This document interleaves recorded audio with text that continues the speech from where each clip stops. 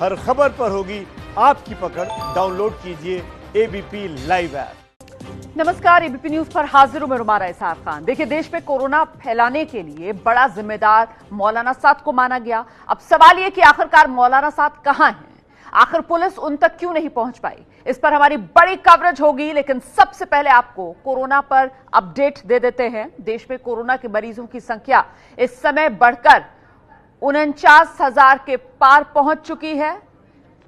49,391 अब तक देश में कोरोना के मरीज। पिछले 24 घंटे में करीब 3,000 नए मरीज सामने आए हैं और 126 लोगों की जान गई है पिछले 24 घंटे में कोरोना की वजह से। हालांकि अब तक कोरोना से कुल 1,694 लोग अपनी जान गंवा चुके हैं, तो 1,694 लोगों की अब तक कोरोना की वजह से मौत हो चुकी है। हालांकि इस सब के बीच एक अच्छा आंकड़ा भी आपके लिए जानना जरूरी है, और अच्छा आंकड़ा यह है, कोरोना से ठीक होने वाले मरीजों का प्रतिशत अब बढ़कर करीब 29% हो गया है। 14,183 लोग अब तक कुल कोरोना से ठीक हो चुके हैं। और अब आपको जरा अलग अलग राज्यों का देश के हाल बता देते हैं। रोज की तरह शुरुआत करते हैं उस राज्य से जहां सबसे ज्यादा मामले कोरोना के सामने आए हैं। महाराष्ट्र की मैं बात कर रही हूं। महाराष्ट्र में जमात के कोरोना केस ही सिर्फ 1,300 हैं, और कुल आंकड़ों के हिसाब से तो देखिए, महाराष्ट्र जो है वो देश में नंबर 1 बना हुआ है। मतलब सबसे ज्यादा कोरोना के मामले अगर किसी राज्य से सामने आ रहे हैं तो वो महाराष्ट्र। आप देख सकते हैं 15,525 कोरोना केसेस अब तक महाराष्ट्र से सामने आ चुके हैं। 617 लोगों की मौत हो चुकी है। और महाराष्ट्र का मुंबई शहर ये देश का कोरोना कैपिटल लगातार बना हुआ है। वहीं देश की राजधानी दिल्ली का हाल अब आपके सामने है। 5,104 अब तक मरीज और 64 लोगों की दिल्ली में कोरोना की वजह से अब तक मौत हो चुकी है। आगे गुजरात में भी हाल बेहाल है। कोरोना की वजह से केसेस पहुंच चुके हैं 6,245 पर। 368 लोगों की गुजरात में मौत हो चुकी है। वहीं मध्य प्रदेश का हाल देखिए, केस 3,049 मध्य प्रदेश में। 176 लोगों की अब तक मध्य प्रदेश में कोरोना की वजह से मौत हो चुकी है। और ये तमिलनाडु के आंकड़े अब आपके सामने हैं। केस आ गए हैं 4,058 तमिलनाडु में सामने, और मौत का आंकड़ा तमिलनाडु में 33 पर है। तो कुल मिलाकर यह स्थिति देश के अलग अलग राज्यों की। इसमें राजस्थान में भी केस 3,000 का आंकड़ा पार करके 3,158 पर है। मौत का आंकड़ा जो है वो 89 पर है। तो ये है तस्वीर देश भर के अलग अलग राज्यों की, जहां से एक बड़ी तादाद सामने निकल कर आ रही है कोरोना पॉजिटिव मामलों की। अच्छा, 17 राज्य, हजारों कोरोना पॉजिटिव केस, 7 राज्यों में तलाश। 40 दिन बीत गए हैं। मैं बात कर रही हूं मौलाना साद की, और फिर भी मौलाना साद ना तो खुद सामने आए और ना ही उनकी जांच में पुलिस उन्हें सामने ला पाई। अब एबीपी न्यूज पहले दिन से कह रहा है मौलाना साद को बाहर आना चाहिए, पुलिस से जांच में पूरा सहयोग करना चाहिए।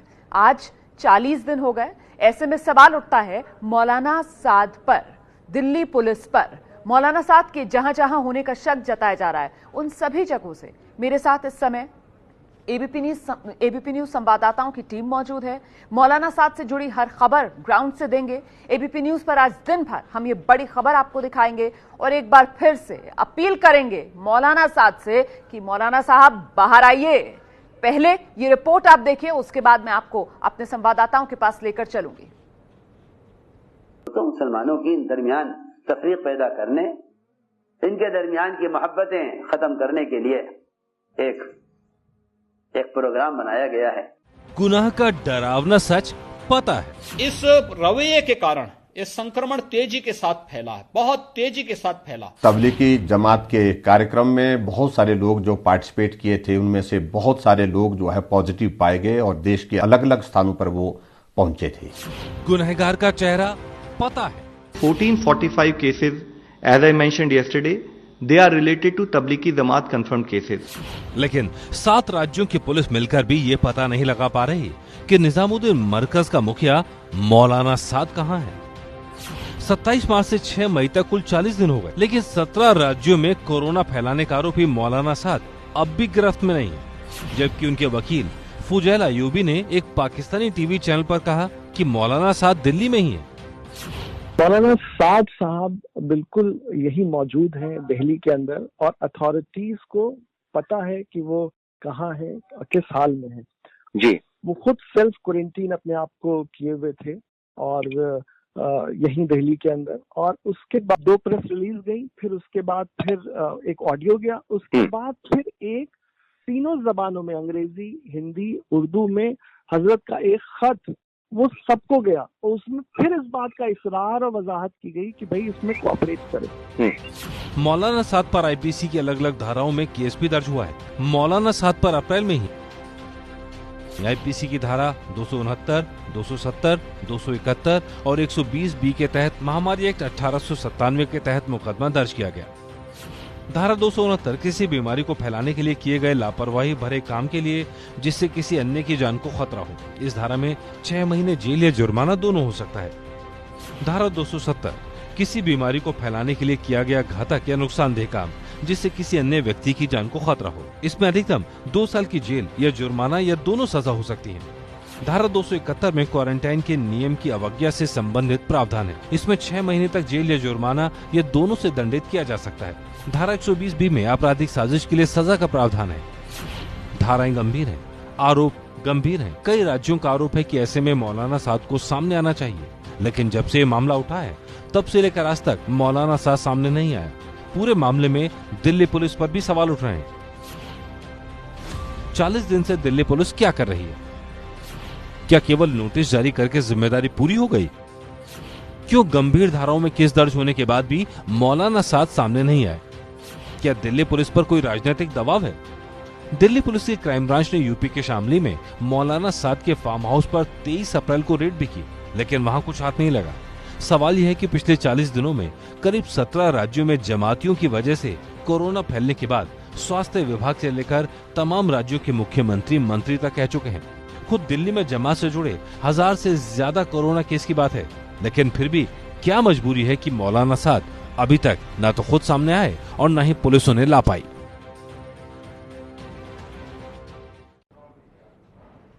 देखिए 40 दिन बीत गए लेकिन ना मौलाना साद सामने आया और ना ही उसके करीबी। अब साद जो है वो लगातार कानून से बचने की कोशिश कर रहा है। पुलिस को अभी भी मौलाना साद के कोरोना टेस्ट की सरकारी रिपोर्ट का इंतजार है। मौलाना साद ने अभी इसके बारे में कोई जानकारी नहीं दी। एबीपी न्यूज को सूत्रों के हवाले से जानकारी मिली है कि मौलाना साद दिल्ली में ही अपने एक रिश्तेदार के घर पर है और अपने वकीलों के संपर्क में है। हम सीधे रुख करते हैं। मेरे साथ मेरे सहयोगी इस वक्त मौजूद हैं।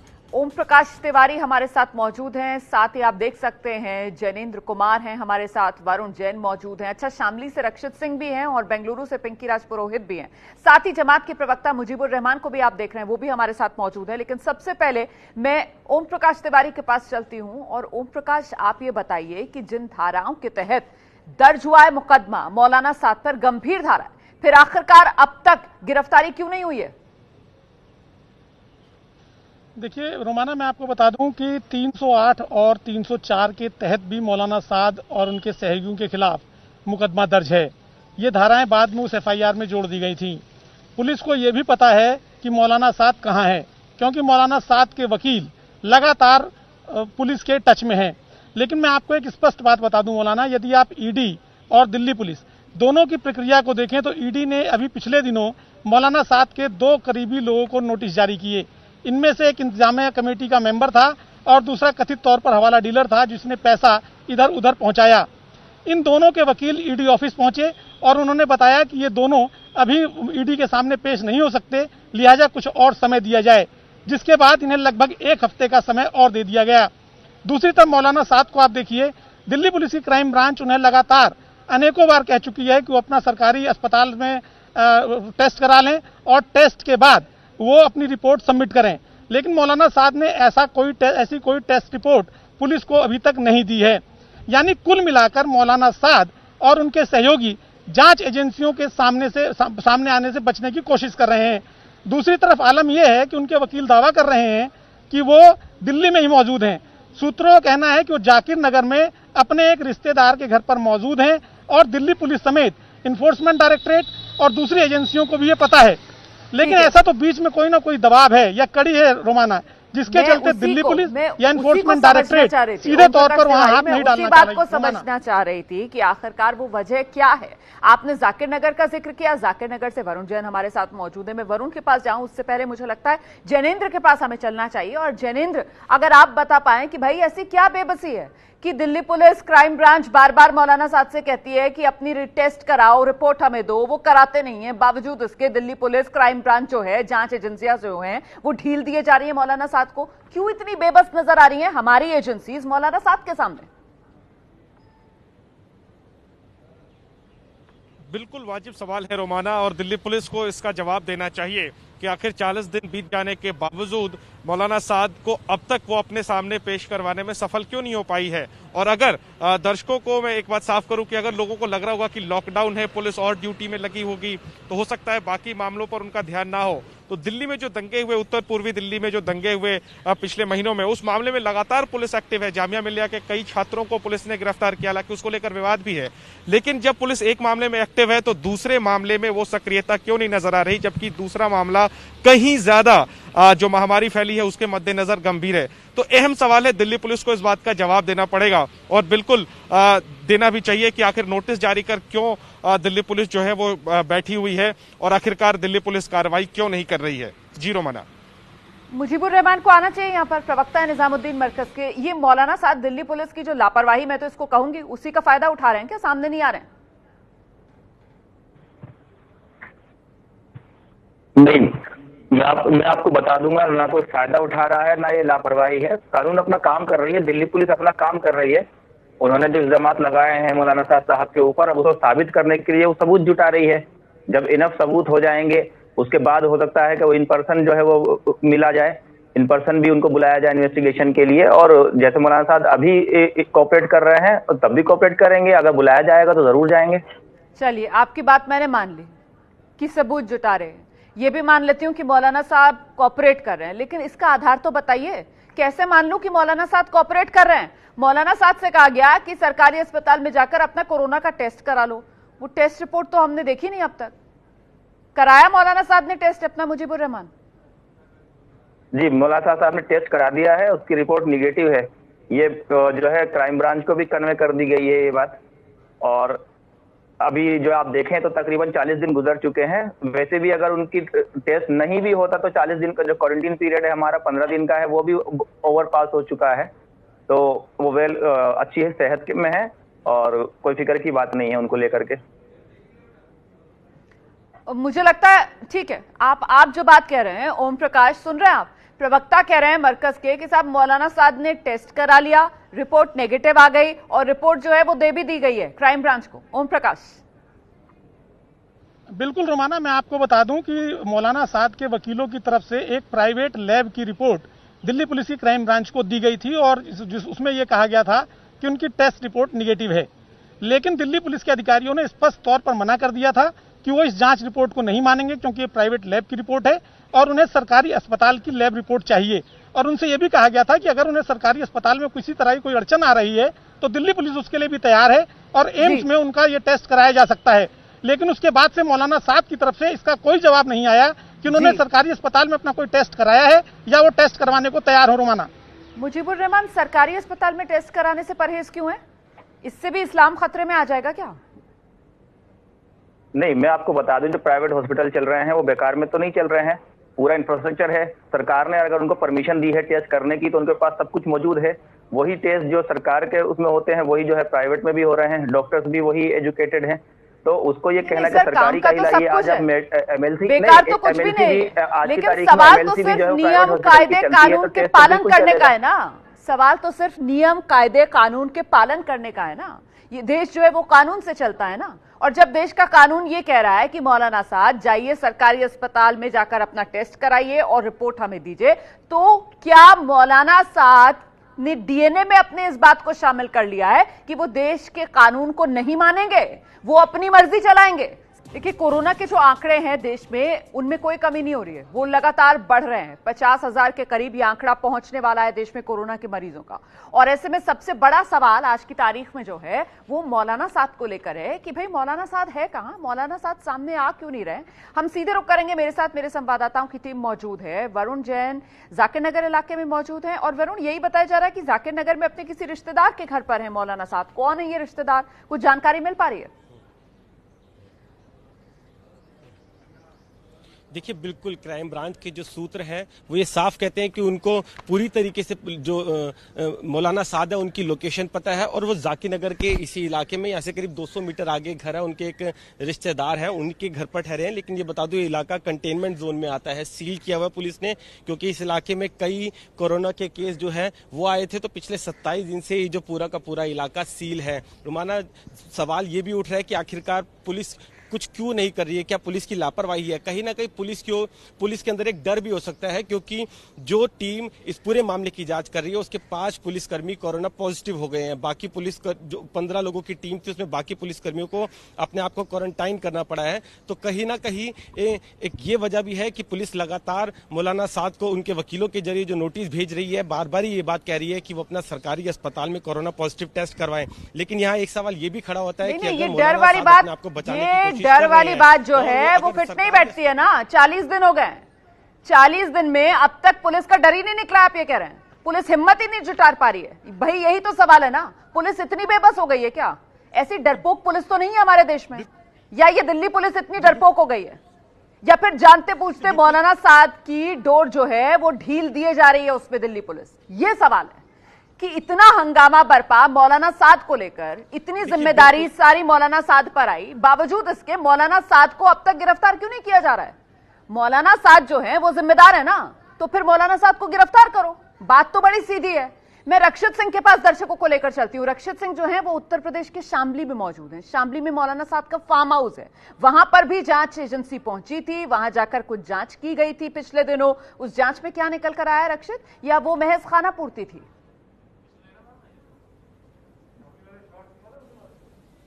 देखिए रोमाना, इस वक्त हम कांधला में उसी फार्म हाउस पर मौजूद हैं जो कि मौलाना साद का फार्म हाउस है। उनका पुश्तैनी ज़मीन पर ही ये फार्म हाउस बना हुआ है। और जब आपने बात की है दिल्ली पुलिस की, तो 23 अप्रैल वो तारीख थी जब दिल्ली पुलिस की क्राइम ब्रांच की जो टीम है वो यहाँ पर पहुँचती है, लेकिन निकला कुछ नहीं, ढाक के वही 3 पात, महज एक खाना पूर्ति थी। दिल्ली पुलिस यहाँ पर आती है, स्थानीय थाने की पुलिस को साथ में लेती है। उसके बाद में मेरे ठीक पीछे जो फार्म हाउस नजर आ रहा है, यहाँ पर आती है।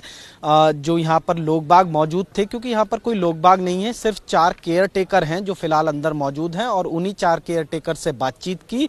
फार्म हाउस में कुछ कागजात ढूंढने की कोशिश की, लेकिन जाहिर सी बात है कि इतने दिनों बाद कोई ऐसा कागजात जो है यहाँ पर फार्म हाउस में दिल्ली पुलिस की क्राइम ब्रांच की टीम को नहीं मिला। और उसके बाद में एक महज खाना पूर्ति ही कही जाएगी। वो जो फार्म हाउस है, जरा कैमरामैन से कहिए, दिखाए दर्शकों को किस तरीके का ये फार्म हाउस है। बिल्कुल रोमाना, दिखाने की कोशिश करते हैं फार्म हाउस को। बिल्कुल मेरे ठीक पीछे ये फार्म हाउस है, आप ये देख सकते हैं। मौलाना साद को जो है वो कांधालवी कहा जाता है। कांधालवी इसलिए क्योंकि कांधला के वो रहने वाले हैं, और उसी कांधला में ये फार्म हाउस जो है वो बना हुआ है।